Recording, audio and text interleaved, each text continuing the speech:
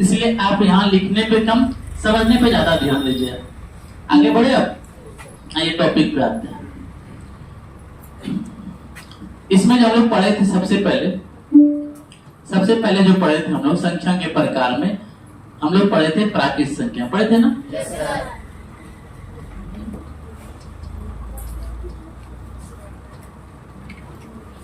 और इसमें हम लोग पढ़े थे कि गिनती वाली संख्या को कौन सा संख्या बोलते हैं? प्राकृतिक संख्या या प्राकृत संख्या, एक ही बात है। गिनती वाली संख्या को हम लोग प्राकृतिक संख्या बोलते हैं। जैसे में उदाहरण जरूर याद रखना, यही आपको काम देगा। आज अच्छे से समझिए, कल इसका क्वेश्चन करेंगे। जैसे में 1 2 3 4, आपका जहां तक गिनने का मन गिन सकते हैं, ठीक है? इनफाइनाइट बोलते हैं आपकी, ठीक है? अब जैसे कोई इंग्लिश वाला है, नहीं भी इंग्लिश वाला है तो अपने एरिया में ज्यादातर इंग्लिश और हिंदी दोनों का मिक्सअप चलता है ना जी। तो ये हो गया नेचुरल नंबर। इसको इंग्लिश में क्या बोल देते हैं? Natural number.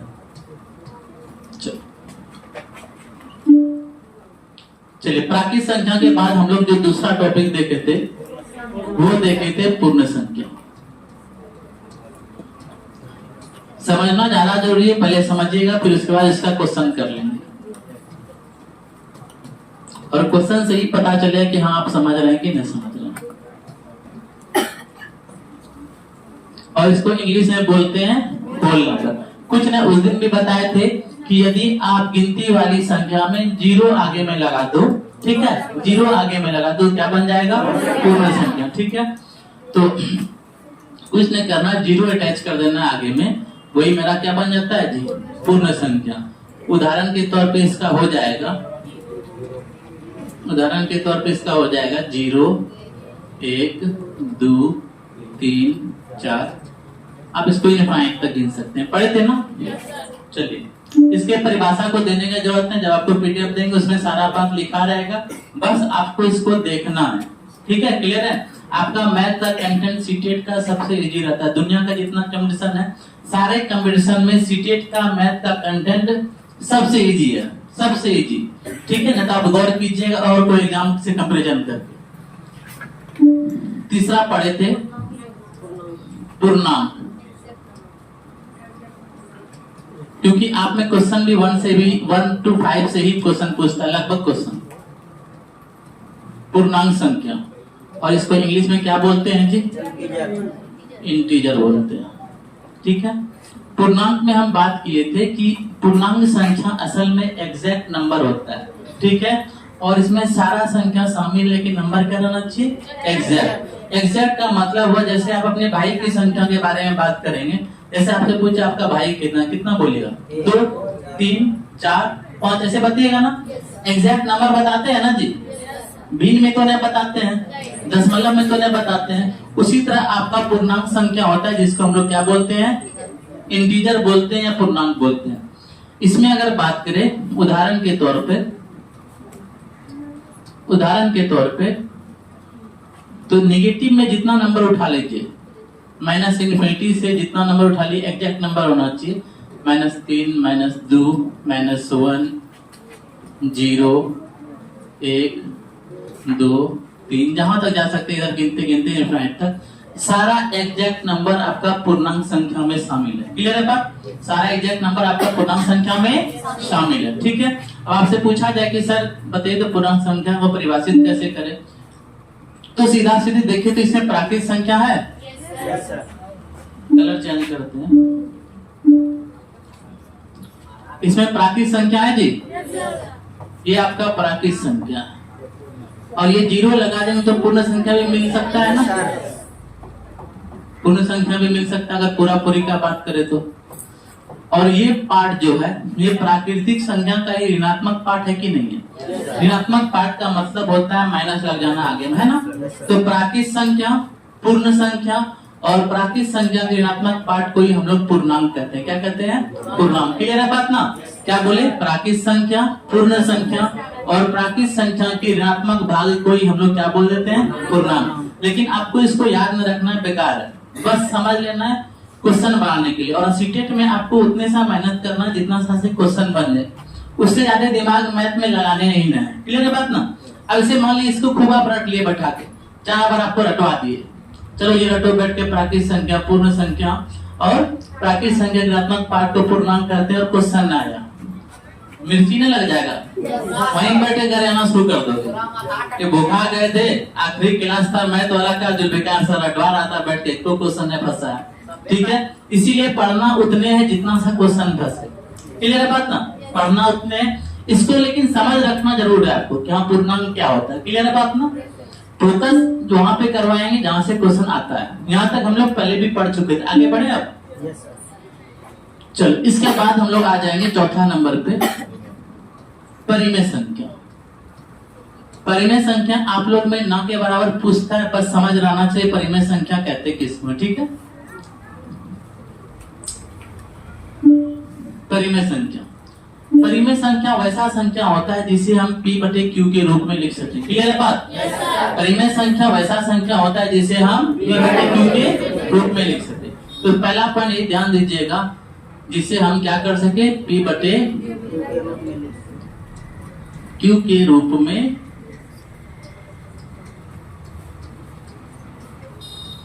लिख सके। ठीक है, जहां पर P और Q जो है, P और Q जो है, P और Q पूर्णांक है। क्या है जी? अच्छा, पूर्णांक कुछ याद रखिए ना रखिए, पूर्णांक में एक बात जरूर याद रखिएगा कि पूर्णांक एग्जैक्ट नंबर होता है, जैसे 2, 3, 4, 5, ये सारा क्या है जी? पूर्णांक है। तो इसका मतलब ये जो P रहेगा एक पूर्णांक रहेगा, ये 2 रहेगा, ये 3 रहेगा, 2 बटा 3 हो गया, ये 4 रहेगा, ये 5 रहेगा, 4 बटा 5 हो गया, ये 6 रहेगा, ये 7 रहेगा, 6 बटे 7, ये सारा क्या है? परिमेय संख्या कहलाता है। और परिमेय संख्या में आपसे अगर पूछ दे कि P और Q क्या होता है, क्या बोलेगा? पूर्णांक। जहाँ पर Q जो है आपका कभी भी 0 नहीं होना चाहिए। इतने सा बात आप परिमेय संख्या में ध्यान दीजिएगा बेसिक के लिए। चलिए अब इसमें अगर उदाहरण बोलेंगे, सर उदाहरण बताइए।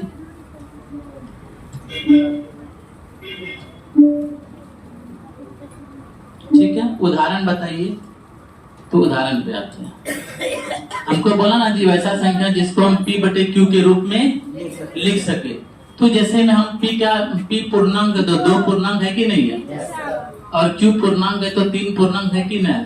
इसका मतलब 2 बटे 3 परिमेय संख्या होगा, होगा कि ना होगा जी? चलिए, हाँ वीडियो बंद कैसे हो गया?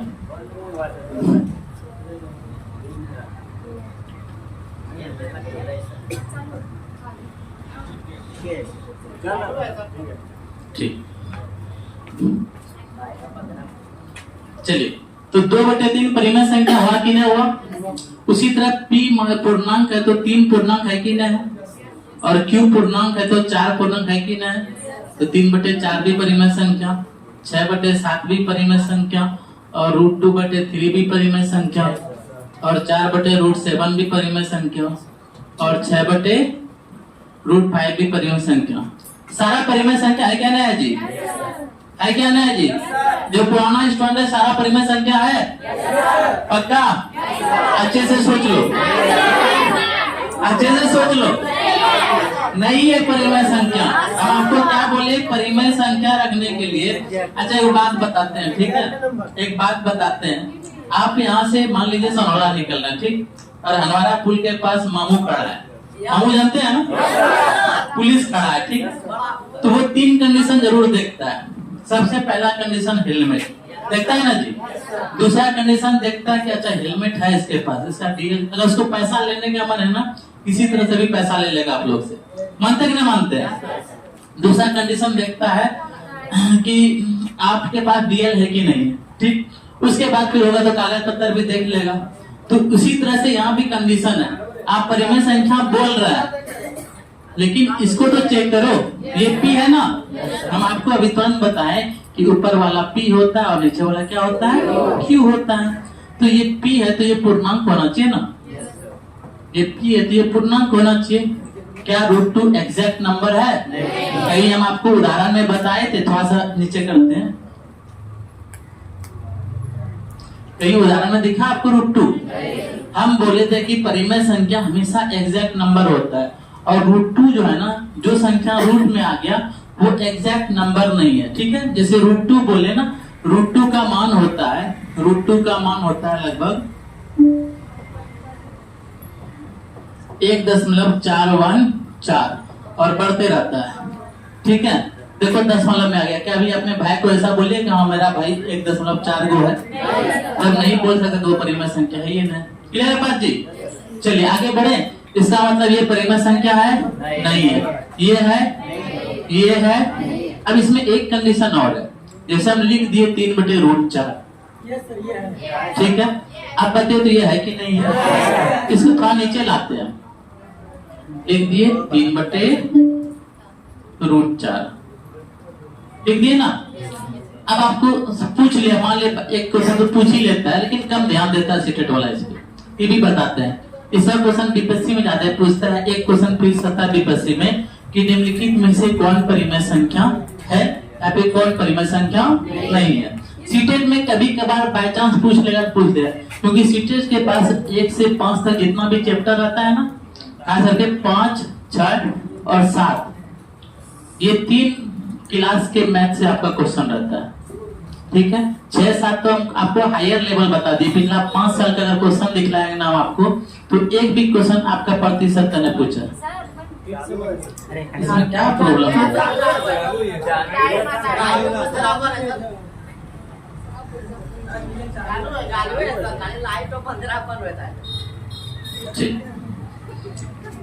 अब इसमें देखिए, हम क्या बोले, जो रूट के अंदर है वो परिमेय संख्या नहीं है ना, बोले जी? यही ना बोले, जो रूट के अंदर वो परिमेय संख्या नहीं है। लेकिन एक चीज हमेशा ध्यान दीजिए, कुछ संख्या ऐसा होता है जो रूट से बाहर निकलता है। ठीक है, और बाहर कौन निकलता है? जो स्क्वायर बनाता है। जैसे ये 4 है, किसका स्क्वायर बनेगा? 2 का। तो ये √4 है। अगर आप देखिएगा इसको साइड में, तो √4 आप लिख सकते हैं 2 का स्क्वायर, और ये बाहर बन के कितना हो गया? 2। इसका मतलब ये परिमेय संख्या क्या करेगा? है कि नहीं है? बस इतना सा बेस लेके चलना, इससे ज्यादा इसमें डिटेल में नहीं जाना है, क्योंकि यहाँ से क्वेश्चन उतना नहीं आता। अगर क्वेश्चन आता तो इसको और डीप में पढ़ाते। खाली इतना सा ध्यान दीजिएगा, जो रूट में रहेगा वो परिमेय संख्या नहीं होगा, लेकिन वैसा संख्या जो रूट से बाहर निकले वो परिमेय संख्या होगा। जैसे में कुछ उदाहरण हम बता देते हैं, जो स्क्वायर बनाता है, जैसे 4, जैसे में 4, 9, 16, 25, 36, 49,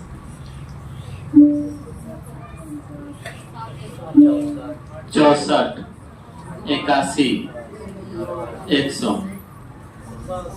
क्लियर है बात? और भी याद करवाएंगे जब आप घटांक करनी पढ़ाएंगे सीटेट में तब। अभी फिलहाल समझ के लिए आप इतना सा बात याद रखिए। आप बोले सर ये क्या लिख दिए? तो कुछ न लिखे हैं, नंबर याद रहता है ना जी? अभी ट्रांसफर करेंगे 2 मिनट में नंबर याद हो जाएगा। 1 मिनट लगेगा तो माइंड में छप जाएगा नंबर। क्या?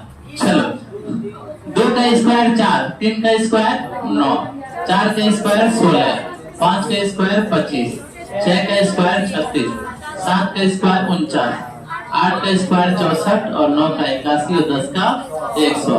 अब ये सब में से कोई भी आपको दिख जाए, आगे भी है 25-30 तक भी है, जिसको आपको याद रखना पड़ता है, वो आप घटांक करने में पड़ेगा। ठीक है, अभी फिलहाल बेस के लिए इतना काफी। जैसे आपको बोल दिया क्या, 4/√64 बताओ परिमेय संख्या है या नहीं है? तो आपको तो एक बात पता है कि जो रूट के अंदर वो परिमेय संख्या, जो रूट के अंदर वो परिमेय संख्या नहीं होता है, लेकिन जो रूट से बाहर निकल जाए, ये है बाहर निकल जाएगा। ठीक 64 बाहर निकला, तो ये 4/8, 4 1 4, 4 2 8। अब बताओ 1/2 परिमेय संख्या है या नहीं है? हाँ, तो ये परिमेय संख्या है। अब परिमेय संख्या के लिए इतना सा कॉन्सेप्ट काफी है। हम दोबारा वापस से परिमेय संख्या पे आते हैं।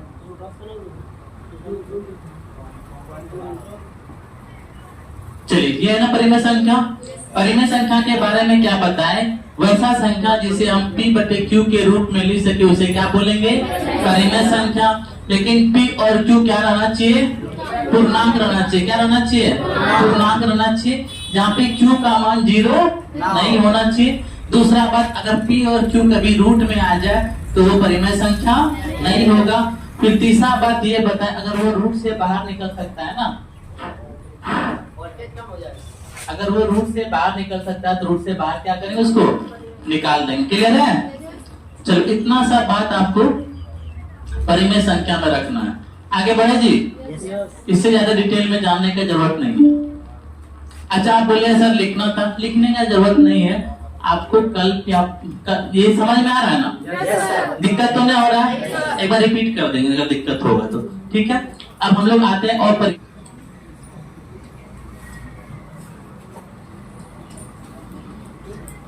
परिमेय संख्या।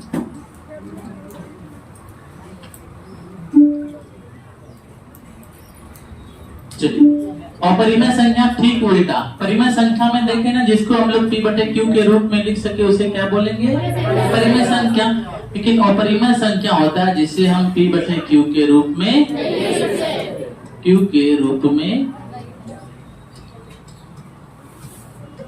नहीं लिख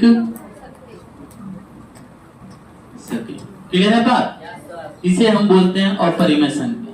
अब इसमें आ जाओ, इसका उदाहरण अगर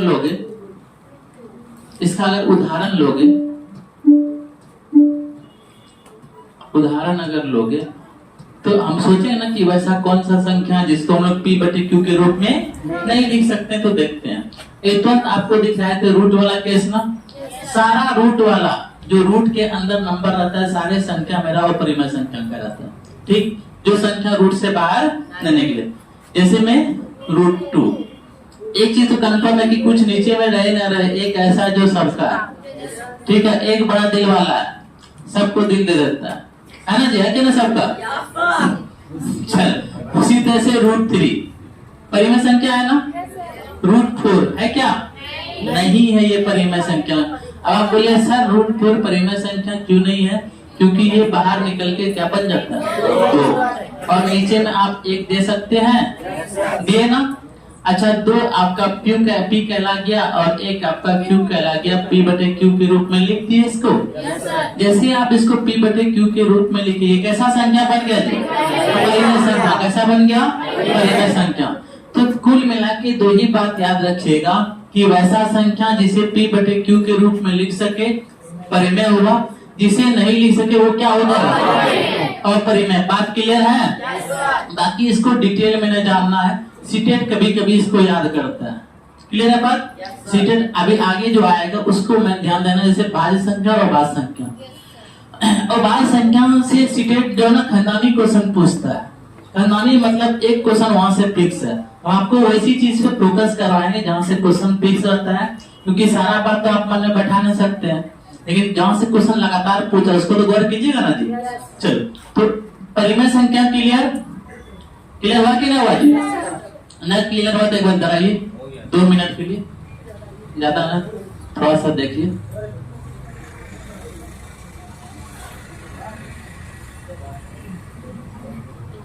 देखो, परिमेय संख्या इंग्लिश में इसको बोलते हैं रेशनल नंबर। ठीक है, इंग्लिश में इसको क्या बोल देते हैं जी? Rational number. ठीक है, उतना इंपॉर्टेंट नहीं है सीटेट पॉइंट ऑफ व्यू से, लेकिन कभी कभी घुमा के एक क्वेश्चन बाय चांस डाल देता है, तो हम आपको नहीं बताए ना तो बच्चा लगे रहता है ना, बड़े बिक रहता है, उसको 30 क्वेश्चन में वही क्वेश्चन दिखेगा जो उन्होंने बताया। ठीक है, इसीलिए मास्टर भी उतने भी कहा जाता है कि बाप से और गुरु से कभी टक्कर न लेना चाहिए। ठीक है, बात वही है। इसी कारण से आपको जो है ना परिमेय संख्या में हम कुछ छोड़ना नहीं चाहते हैं, थोड़ा जरूर आप इसको लेके जाइए साथ में। तो परिमेय संख्या वैसा संख्या जिसको हम किस रूप में लिख सके? P/Q के रूप में। इतना सा बात बताया ना, जहां पर P और Q क्या हो? पूर्णांक हो। P और Q क्या हो? पूर्णांक हो। फिर हम ये बोले क्यूब मेरा 0 नहीं होना चाहिए। उसके बाद आपको उदाहरण दिखाए, लेकिन उदाहरण में जैसे हम √2/3 लिए, हम आपसे पूछे बताओ तो ये परिमेय संख्या है या अपरिमेय संख्या? तो आपको एक ही बात बोलना है, सर रूट में है और रूट वाला पूर्णांक नहीं होता, इसीलिए मेरा अपरिमेय संख्या है। ठीक, लेकिन एक बात का और ध्यान दिलाए कि अगर कोई रूट वाला ऐसा मिल जाए जो बाहर निकल सकता है तो वो क्या बन जाएगा? परिमेय संख्या। बात याद रहेगा?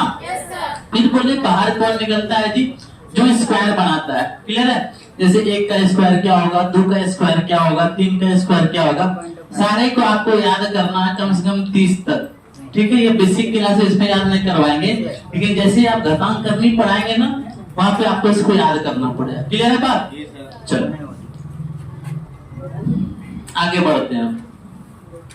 उसके बाद अपरिमेय संख्या, ठीक इसी का उल्टा, वैसा संख्या जिसको हम p बटे q के रूप में नहीं लिख सके।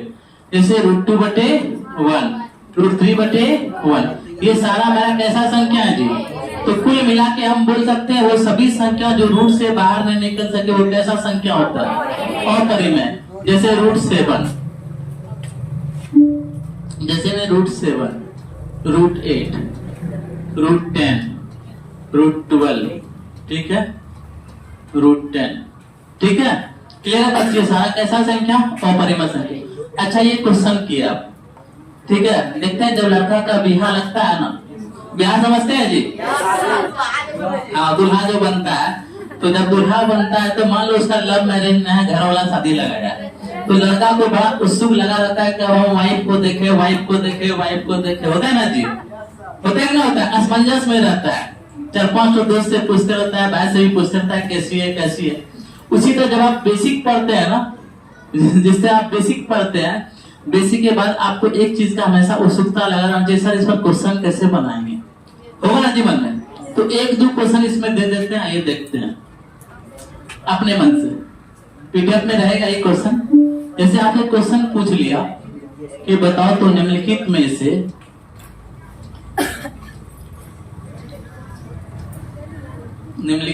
से कौन परिमेय संख्या है? और कल क्वेश्चन के लिए तैयार रहिएगा अगर कंप्लीट हो जाता है। लेकिन हम तेजी से नहीं खींचेंगे, भी हम बता रहे हैं, इतना खींचेंगे कि आपको समझ में आए। ऑप्शन दे रहे हैं जी।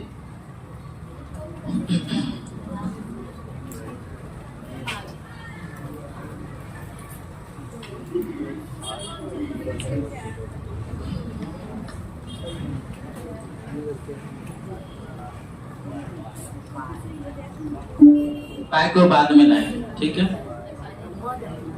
और कर दे अपरिमेय जी, ज्यादा अच्छा रहेगा।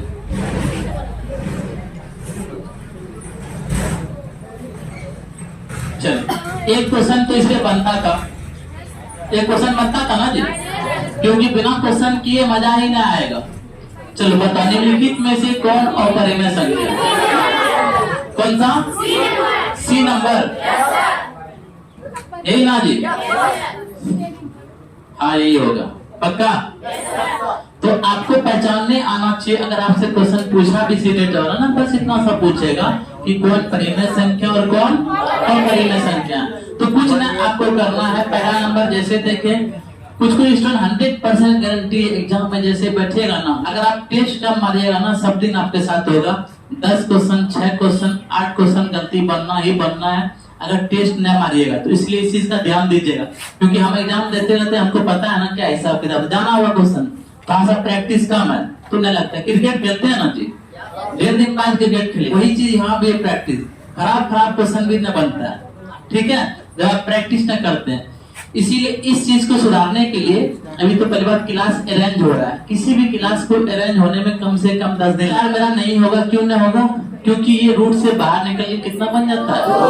2 बन जाता है। ये बेसिक और आपको सीखना है। 0 के बारे में जानते हैं कि आप इसके नीचे 1 दे सकते हैं, तो ये भी p है ना, ये भी q है, और 0 तो पूर्णांक होता ही है, होता है ना, होता है, इसलिए ये भी नहीं होगा, ये परिमेय संख्या है। √2 आपको पता है कि √2 बटे 1 हम लिखेंगे तो ये p बटे q के रूप में होना चाहिए। लेकिन p कैसा? पूर्णांक ना? क्या √2 मेरा पूर्णांक है? नहीं है, तो बात वहीं पे खत्म हो गया। तो √2 मेरा कैसा संख्या? अपरिमेय संख्या। चलो आगे बढ़ जाए। भूख तो नहीं लगा जी? चलिए तो आगे बढ़ते हैं। परिमेय अपरिमेय समझ देखिए क्या क्या सीखे हम लोग। प्राकृत संख्या इजी था, कोई दिक्कत नहीं, गिनती वाली संख्या, ठीक। पूर्ण संख्या इजी था, बस 0 लगा दिए। पूर्णांक माइनस से लेके प्लस तक एग्जैक्ट नंबर, जिससे हम लोग भाई बहन का नाम दर्शाते हैं, आप पीछे वाली सो रहे हैं, क्या बात है, मजा नहीं आ रहा है?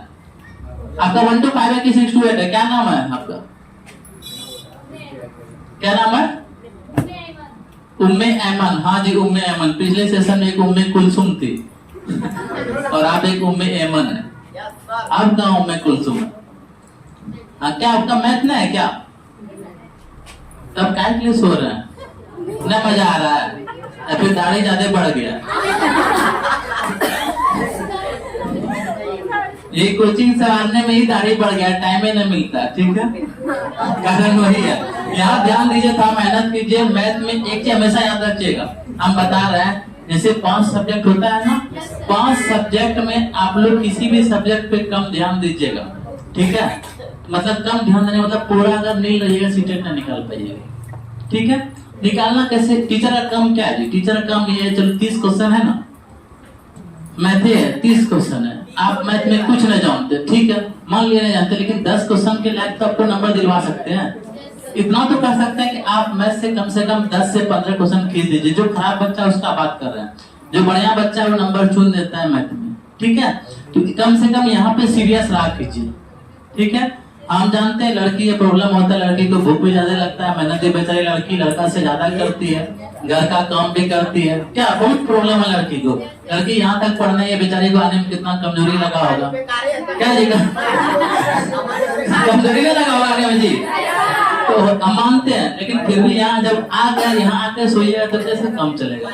तो अंदर में अगर हिम्मत जुटाइएगा ना, तो हिम्मत से और काम आसान हो जाएगा। क्लियर है बात ना? चलिए आगे, ये खाली मन में रखना है, शॉर्ट में बताएंगे क्योंकि ये बोर करने वाला है। सम संख्या, इंग्लिश में इसको बोलते हैं इवन नंबर। क्या बोलते हैं? Even number. Even number. चलो इसे बस इतने ध्यान देना, सम संख्या में वैसा संख्या जो 2 से पूरा पूरी कट जाए उसे हम लोग क्या बोलते हैं? सम संख्या बोलते हैं। क्या बोलते हैं? सम संख्या। तो वैसा संख्या जो 2 से पूरा पूरी कट जाए।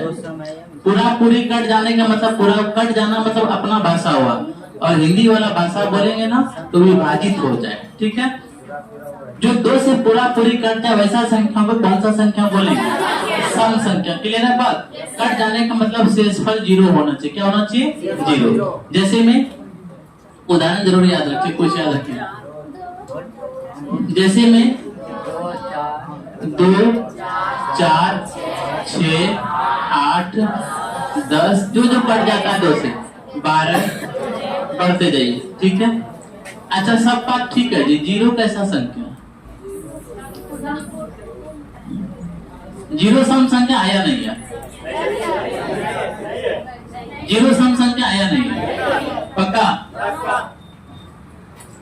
आज ही आजाद 0 सम संख्या आया नहीं है? आज ही छोटू है या नहीं है? अच्छा भाग देके देखो तो शेषफल कितना बचना चाहिए? 0 बचना चाहिए। 0 बार में ही खाएगा तो 0 ही आएगा, तो 0 को हम सम संख्या में अटैच करते हैं। ठीक है, 0 को हम सम संख्या में अटैच करते हैं, इस चीज का ध्यान दीजिएगा। क्लियर है बात? 0 को सम संख्या में हम लोग अटैच करते हैं, इसको विषम संख्या में अटैच नहीं करते। क्लियर? आगे बढ़ जाए। चलो, सम संख्या में इतने बात याद रखिएगा जो 2 से कट जाए। अब विषम संख्या, विषम संख्या, विषम संख्या वैसा संख्या अगर अपने भाषा में बात बोले तो 2 से नहीं कटे, 2 से नहीं कटे। और एक बात और ध्यान देना, कटे का मतलब होता है विभाजित जी। ठीक है, कटे का मतलब क्या होता है? विभाजित। और एक बात और ध्यान देना कि भाग देने पर शेषफल 1 बचे। कितना बचे? 1। तो भाग देने पर शेषफल क्या बचे? 1 बचे। तो शेषफल कितना हो जाए? 1। इतने सा बात आपको सम संख्या और विषम संख्या में याद रखना है। आगे बढ़े? चलो, अब मैं जहाँ पे आपको फोकस करना, जहाँ से असल में क्वेश्चन आता है, वो है आपका, एक है भाज्य संख्या, और दोनों में हम कंपैरिजन करके पढ़ाते हैं। एक है भाज्य संख्या, ठीक है। भाज्य संख्या को इंग्लिश में क्या बोलते हैं? बहुत अच्छा, इसका मतलब आप पहले भी इस चीज पर ध्यान दिया। कंपोजिट नंबर मतलब एकेडमिक में आप पढ़े हैं थोड़ा बहुत। और ये हो गया मेरा अभाज्य संख्या। आज बस सीखेंगे, कल इसको कंप्लीट करेंगे। ज्यादा जल्दी खींचेंगे ना इसको जी। इसको क्या बोलते हैं इंग्लिश में?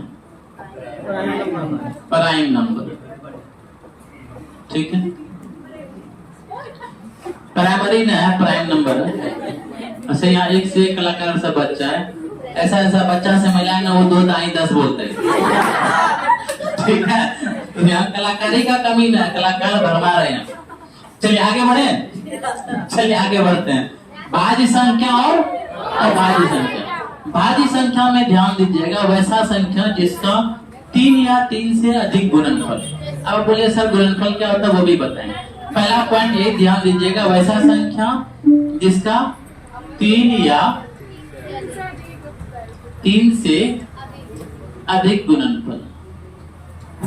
अब जो पुराना बच्चा बोले सर वही चल रहा है, तो मैथ में कॉन्सेप्ट तो चेंज नहीं कर सकते हैं, लेकिन एक चीज तो चेंज कर सकते हैं ना, इस साल जितना टेट में क्वेश्चन पूछा उसको संकलित कर सकते हैं।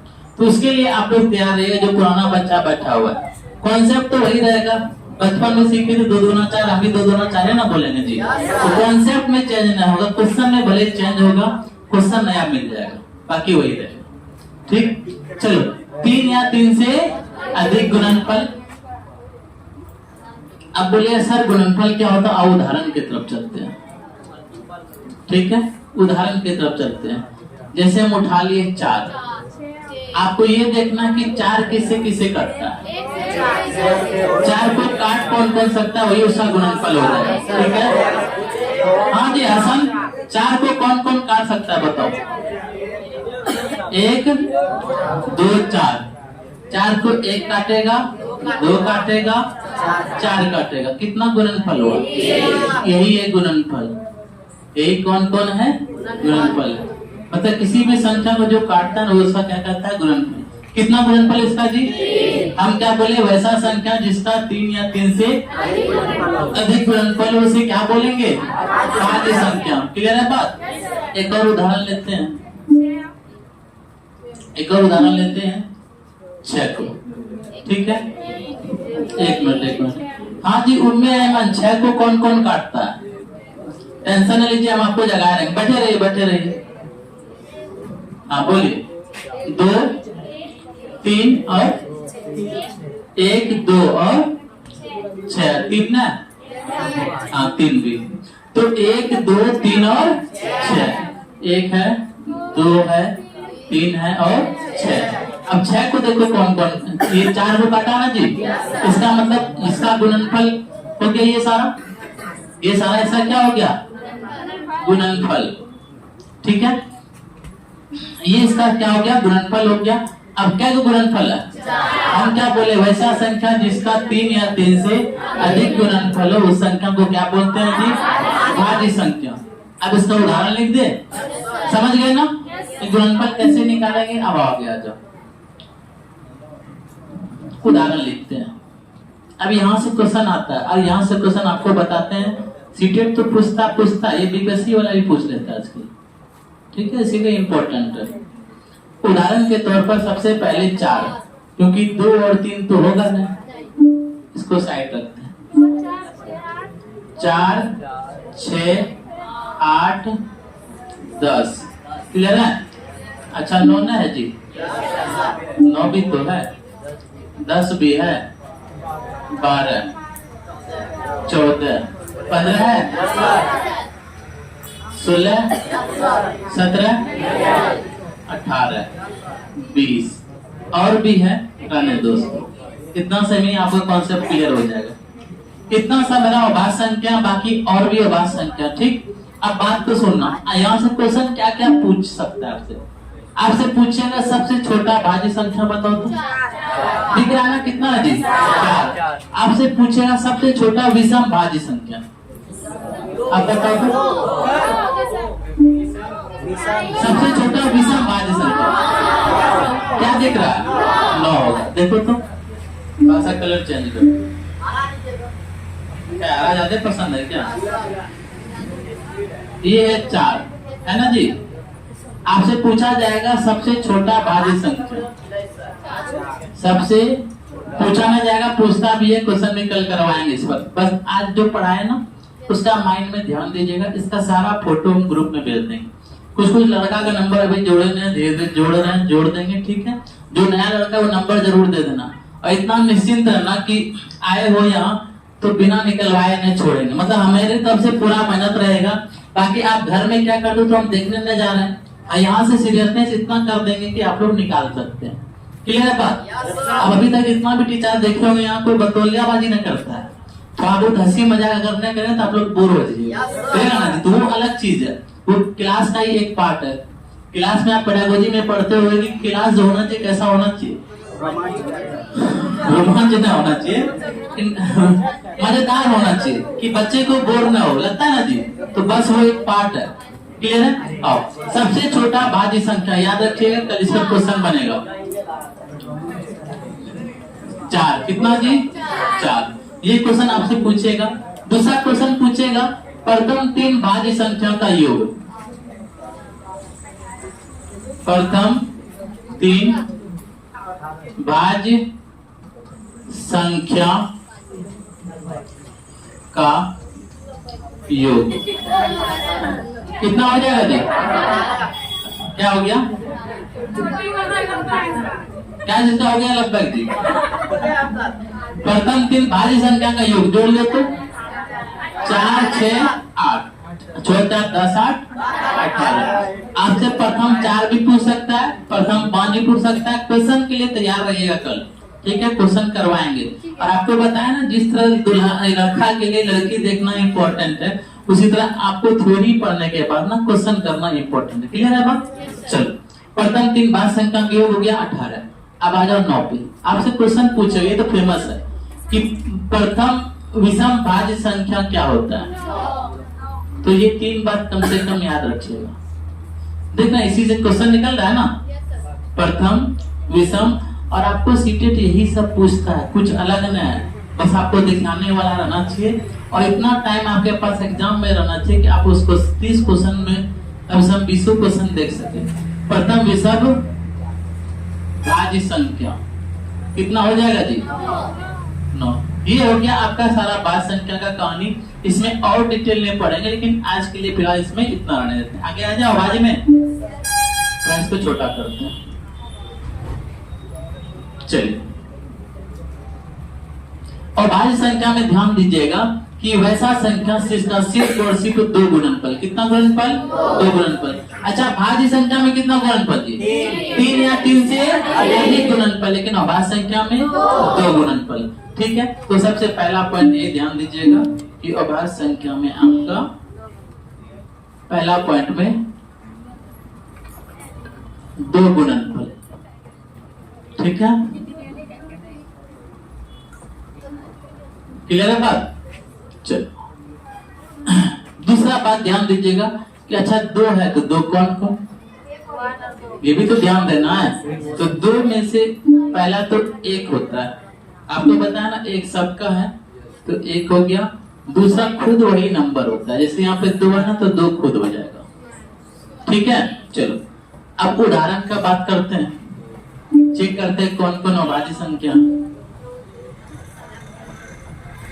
उदाहरण का बात करेंगे, पहले सिखाते हैं कि कैसे आप पहचानिए कि ये मेरा भाज्य संख्या है या अभाज्य संख्या। ठीक है, जैसे मैं उठा लिए 2 को, और आपको चेक करना कि इसका कितना गुणनफल, मतलब किससे किससे ये कटता है, 1 से और 2 से। कितना गुणनफल हो गया इसका?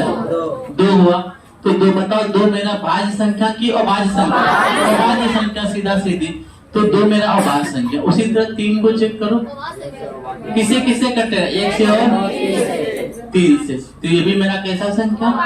अभाज्य संख्या। 5 को 1 और 5, ठीक है, 7 कैसा संख्या? 1 से कटेगा और इसका मतलब आप पहचान सकते हैं ना। ये सबसे इम्पोर्टेंट है, यहाँ से एक क्वेश्चन फिक्स है, और आपको हमेशा ध्यान दीजिएगा ज्यादातर फोकस इसी पर करना है। यहाँ से एक क्वेश्चन फिक्स है, एक क्वेश्चन मिनिमम और भी क्वेश्चन डालते रहते हैं, ये कम है, ये जितना BI दे सकते हो, ठीक है, उतना इम्पोर्टेंट है। सीटेट का एग्जाम दे रहे हैं तो सीटेट के लिए अभाज्य संख्या बहुत इंपॉर्टेंट है। और अभी ये हाल है कि बीपीएससी वाला भी इसे एक क्वेश्चन उठा के डालता है, ठीक है। अभी हाल फिलहाल तैयारी 3 जो हुआ था ना, उसमें भी बीपीएससी वाला इसे क्वेश्चन डाला है कि प्रथम 5 अभाज्य संख्या का आपको बताना है औसत, ठीक है। अब उदाहरण पे आ जाए, उदाहरण पे आते हैं। क्या बात है जी, हरा बहुत पसंद आ रहा है?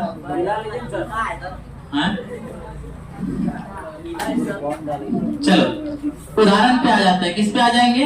उदाहरण पे।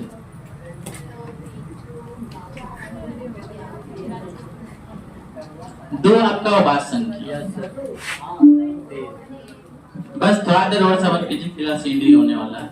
उसके बाद 3, 5, 7, 9 होगा क्या?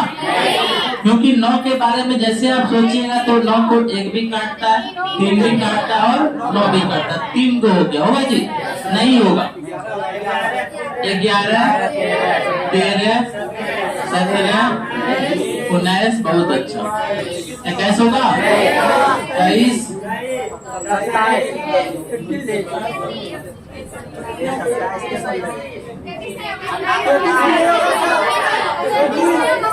33 होगा। यही तो आपको पकड़ना है, इसका मतलब आप सीख गए, इसका मतलब आप क्या हो गए? सीख गए।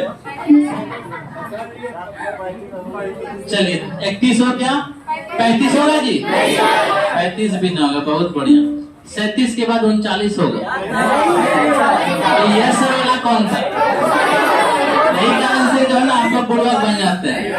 एक बार जब कॉन्सेप्ट सीख लिए फिर घबराना ना, देखो 39 को पहाड़ा याद नहीं जी, 1 से कटेगा, 3 से कटेगा, 13 से कटेगा, अब खुद 39 से कटेगा। क्या तो इसका हो गया? अभी होगा नहीं।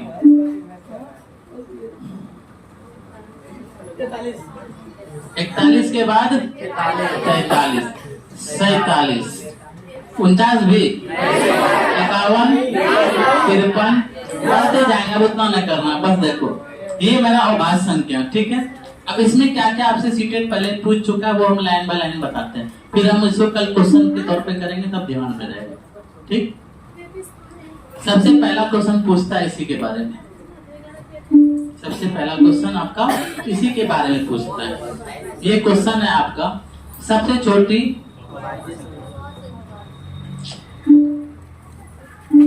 सबसे छोटी अभाज्य संख्या, ठीक है। एक ये पूछ देता है इसी में, और इसी में कभी कभी बोल देगा सबसे छोटी सम अभाज्य संख्या। तो दोनों बात दो ही है, क्लियर है बात? दोनों बात एक ही है। सम बोले तो हाँ 2 सम है, और सबसे छोटी अभाज्य संख्या है ये है, तो ये हो गया आपका कितना जी? 2। बात याद रहेगा? बस बात याद ही रखना है। दूसरा बात, अभी सीटेट जो आपसे पैटर्न बना रहा है ना, पैटर्न पे जाइएगा। अभी सीटेट क्या पूछता है आपसे? पूछता है प्रथम 3 अभाज्य संख्या का योग क्या होगा, तो अभाज्य संख्या पता होना चाहिए। पूछता है प्रथम 4 अभाज्य संख्या का योग क्या होगा, प्रथम 5 अभाज्य संख्या का योग क्या होता है, प्रथम 6 अभाज्य संख्या का योग क्या होता है, कर सकते हैं। बस आपको पता होना चाहिए कि अभाज्य संख्या निकालते कैसे, ठीक है। तो प्रथम 3 बोलेगा, हम खाली 1 सिखाते हैं, ठीक है। कल रखेंगे आपको फंसाने के लिए, तब ना पता चलेगा कि बुआरी आ रहा है कि ना आ रहा है। चलवार पोठिया लेके घर जा रहा, तो ऐसा भी नहीं करना है। पता करना मेरा काम क्या, पता करना कौन इस ग्रुप में ऐसा जो नहीं सीख पा रहा है, और उसको ही पकड़ के सिखाना, ठीक। प्रथम 3 अभाज्य संख्या का, अभाज्य संख्या का क्या चीज जी? योग। तो 2, 3, 5, 5, 10। आजकल सीटेट वाला जानते हैं क्या क्या इस बार जो अभी हाल करने एग्जाम हुआ, पूछ लिया औसत। योग पूछिए ना, तो सब योग के चक्कर में था, पूछ लिया औसत। जिस स्टूडेंट का मैथ बढ़िया वो औसत समझ गया, कुछ नहीं करना है। 3 संख्या का औसत पूछा तो 3 से भाग दो, 4 संख्या का औसत पूछा तो 4 से भाग दो, जो नहीं पता तो बेचारा छोड़ के आना पड़ गया। बस अब इसमें गलती करता है बच्चा, ध्यान दीजिएगा।